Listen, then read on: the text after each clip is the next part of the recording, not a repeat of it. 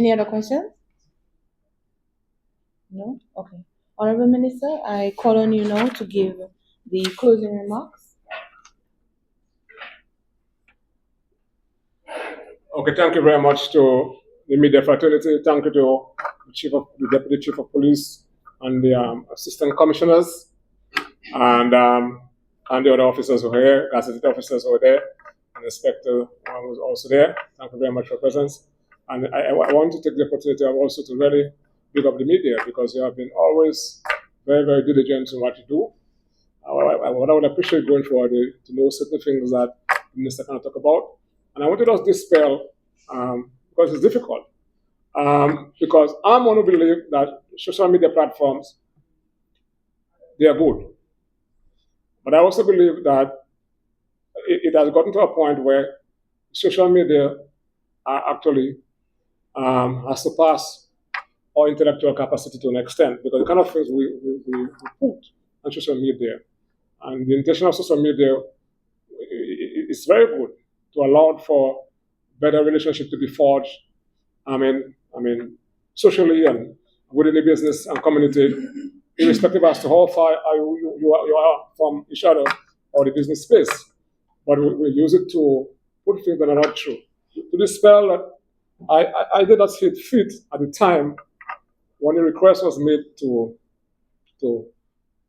bring in additional support for the police. Not because that the police is weak, but I cannot detail what the police submitted to me that they wanted to do and the additional resources that they needed. I mean, the ministry on the instruction made the request for additional support almost over 4 weeks now. But I was not going to say it to the public. And of course, the Prime Minister the Prime Minister has to be advised, and you have to get the Prime Minister clearance. But the notion that it was done without the knowledge of the Minister, the police, I mean, it's another attempt to cause discord and to shift focus on the issue that is important. It's a submission on the Minister made to the police chief. The police should make a submission requirement. I have in my possession a letter from the Commissioner of Police, so requesting, and I had a discussion with the head of RSS, and of course instructed the Minister to write on my behalf for such support. So that's how we operate. But I was not going to discuss that in the public. But I believe at the time that it was not useful to what the intention of the operation. And I believe that in itself, the hoopla that was created and the selling out that was created will inevitably hurt subsequent operations.